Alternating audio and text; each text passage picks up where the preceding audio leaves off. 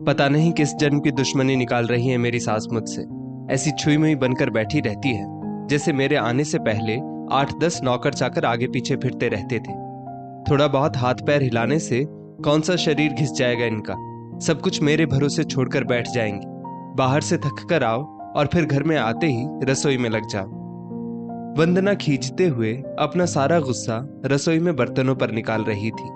ऐसा नहीं था कि उसकी सास रुक्मणी जी को बहू के बड़बड़ाने का अंदाजा नहीं था, लेकिन वो भी ठिठाई पर थी। बहू की बड़बड़ाहट को एक कान से सुनकर दूसरे कान से निकाल रही थी। वंदना एक पढ़ी लिखी लड़की थी। उसका सपना था कि वो अपने पैरों पर खड़ी हो। उसने नौकरी के लिए कई जगह आवेदन भी दे रखा था। इस बीच जब उसके लिए अनिकेत का रिश्ता आया तो उसने साफ साफ कह दिया कि वो शादी इसी शर्त पर करेगी कि शादी के बाद उसे अच्छी नौकरी मिली तो कोई उसे नौकरी करने से नहीं रोकेगा। आखिर इतना पढ़ने लिखने के बाद वो घर पर नहीं बैठ सकती। अनिकेत और उसके घर वालों को इस बात से कोई आपत्ति नहीं थी कि उनकी बहू नौकरी करे, इसलिए दोनों तरफ से खुशी खुशी ये रिश्ता पक्का हो गया। शादी के कुछ दिनों बाद ही वंदना का ज्वाइनिंग लेटर आ गया। जिस दिन वंदना ने अपने ससुराल वालों से कहा था कि वो अब नौकरी करेगी तो उसकी सास रुक्मणी जी ने सारे परिवार के सामने कह दिया था, बहू नौकरी करे इससे मुझे कोई आपत्ति नहीं है। मैं ये भी नहीं कहूंगी कि वो पहले सारे घर का काम करे फिर नौकरी पर जाए, लेकिन मैं भी अब पहले की तरह पूरा घर नहीं संभाल सकती। मुझे सब कुछ मंजूर है, लेकिन मुझसे ये उम्मीद मत करना कि मैं बहू को रोटियां बनाकर खिलाऊंगी। मुझे पता है कि अगर मैं एक बार इस भंवर में फंस गई तो जिंदगी भर नहीं निकल पाऊंगी। उस वक्त सबको रुक्मणी जी की बातें सुनकर हैरानी तो हुई थी। उनके पति ने तो ये भी कहा कि मुझे नहीं पता था कि मेरी सीधी सरल पत्नी भी सास बनते ही अपना रूप बदल लेगी। लेकिन इन सब बातों का रुक्मणी जी पर कोई असर नहीं हुआ। वो तो अपनी जिद पर अड़ी थी। खैर, वंदना को तो नौकरी करनी ही थी, क्योंकि घर के थोड़े से काम के लिए वो अपनी इतनी अच्छी नौकरी तो नहीं छोड़ सकती थी। वहीं उसके पति और ससुर जी ने भी नौकरी की इजाजत दे दी थी, तो वो फिर कहाँ रुकने वाली थी। इस समस्या का ये हल निकाला गया कि घर के कामों के लिए एक काम वाली और खाना बनाने के लिए कुक रख ली गई। खाना बनाने वाली सुबह और शाम का खाना बनाकर चली जाती। वंदना का काम था ऑफिस से आकर बस खाना परोसना। यूं ही दिन निकल रहे थे। वंदना की शादी को 2 साल हो चुके थे। अब तो वंदना और बाकी सब घर वालों को इस रूटीन की आदत हो गई थी। लेकिन मुश्किल तो तब होती थी जब कभी खाना बनाने वाली छुट्टी ले लेती थी। ऐसा ही कुछ पिछले 2 दिनों से हो रहा था, जिस कारण से वंदना खींची हुई थी। ऑफिस से आकर रोटियां बनाना उसे बहुत बड़ा बोझ लगता था। वैसे तो रुक्मणी जी इन दिनों सब्जियां काटकर बना देती थी, लेकिन बहू के ऑफिस से आने के बाद रसोई में झांकती भी नहीं थी। उस समय वंदना को अपनी बैठी हुई सास बहुत चुभती थी। वो बड़बड़ाती रहती और रोटियां बनाती रहती। बाद में अपनी माँ से फोन पर भर भर कर शिकायत करती, जिसके बाद उसे थोड़ा सा सुकून मिलता। कुछ दिनों बाद वंदना के भाई की शादी भी तय हो गई। वंदना की होने वाली भाभी भी नौकरी पेशा थी।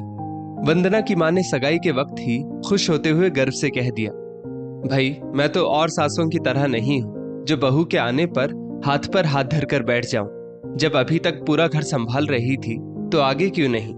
मेरी बहू को मेरी तरफ से पूरी छूट रहेगी। जब एक माँ अपने बच्चों को रोटियां बनाकर खिला सकती है तो बहू को क्यों नहीं खिला सकती। बहू तुम निश्चिंत होकर नौकरी करना, रसोई मैं संभाल लूंगी।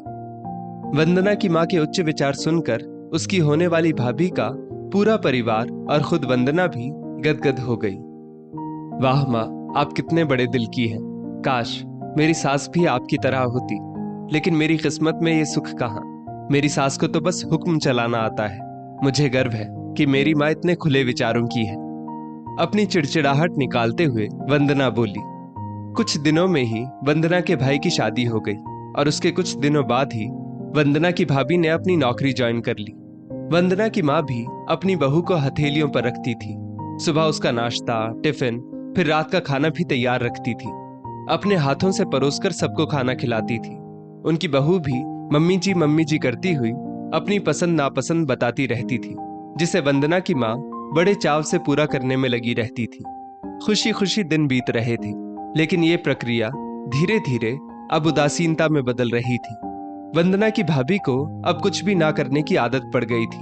एक दिन जब वंदना फोन पर अपनी माँ से बात कर रही थी तो उसकी माँ बस रो पड़ी। बेटा, मैं इतना करती हूँ तेरी भाभी के लिए, फिर भी उसे मेरी कद्र नहीं। अरे मेरी दी हुई छूट अब मुझ पर ही भारी पड़ने लगी है। क्या हुआ माँ, आप ऐसे क्यों बोल रही हैं? आप तो भाभी का मुझसे भी ज्यादा ध्यान रखती है। क्या भाभी ने आपसे कुछ कहा है? वंदना बेचैन होते हुए पूछने लगी। कुछ क्या बेटा, अब तो सब कुछ वो मुझे ही कहती है। ऑफिस से आने के बाद एक गिलास पानी के लिए भी मुझे आवाज देती है। नाश्ते में थोड़ी देर हो जाए तो मदद करने के बजाय गुस्सा होकर यूं ही बिना खाए चली जाती है। आखिर मेरा भी कुछ आत्मसम्मान है या नहीं? मैं तो उसके लिए बस काम वाली बनकर रह गई हूँ। माँ, ये तो बहुत गलत बात है। आप भाई से साफ साफ कह क्यों नहीं देती कि अपनी बीवी की लगाम खींच कर रखे? आप माँ हैं, कोई नौकरानी नहीं। भाभी नौकरी करती है, इसका मतलब ये नहीं कि आप पर हुक्म चलाएगी। गरजते हुए वंदना बोली। किस मुंह से कहूं बेटा, पहले तो खुद मैंने ही आगे बढ़कर कुल्हाड़ी पर अपना पैर दे मारा, फिर शिकायत किससे करूं? तेरे पापा ने तो कहा भी था कि बहू को ज्यादा छूट दोगी तो बाद में पछताओगी, लेकिन मैं ही तारीफ की भूखी थी जो अपनी बहू को सिर पर चढ़ा लिया। एक बात कहूं बेटा, तू चाहे अपनी सास को कुछ भी कहे, लेकिन समधन जी का ये फैसला सही था कि वो बहू को रोटियां बनाकर नहीं खिलाएंगी। एक बार वो सबकी नजरों में बुरी अक्खड़ सास तो बन गई, लेकिन आगे के लिए कम से कम अपना आत्मसम्मान तो बचा लिया। अब ना तो तू उन्हें कोई ताना दे सकती है और ना ही कोई रिश्तेदार। काश मैंने भी शुरू से ही ये घर गृहस्थी की पूरी जिम्मेदारी अपने सिर पर लेने से इनकार कर दिया होता, तो आज मेरा ये हाल ना होता। माँ की बातें सुनकर वंदना निशब्द हो गई। भारी मन से उसने फोन रख दिया। बाहर हॉल में आकर देखा तो सास ससुर आराम से बैठकर बातें कर रहे थे। बातें करते करते उसकी सास अपने नाखूनों पर नेल पेंट लगा रही थी, जिसे देखकर ससुर जी उन्हें चिढ़ा रहे थे। अब बुढ़ापे में ये फैशन करके किसे दिखाओगी? मेरी तो नजर भी कमजोर हो गई है। किसी को नहीं दिखाना मुझे, मैं तो अपनी खुशी के लिए लगाती हूँ। सारी उम्र तो घर गृहस्थी में उलझी रही, अब अवकाश का वक्त आया है तो अपने शौक तो पूरे कर लूं। पता नहीं कब भगवान के घर से बुलावा आ जाए। वंदना की सास मुस्कुराते हुए बोली। पता नहीं आज क्यों वंदना अपनी सास की बातें सुनकर चिढ़ नहीं रही थी, बल्कि वो भी मुस्कुरा उठी। सही तो कह रही है मम्मी जी, एक गृहिणी को अपने लिए वक्त ही कब मिलता है। पहले अपने बच्चों को पाल पोस कर बड़ा करो, फिर कामकाजी बहू आ जाए तो उसे और उसके बच्चों को संभालो। काश मेरी माँ ने भी मेरी सास की तरह पहले ही कह दिया होता कि बहू को रोटियां बनाकर नहीं खिला सकती।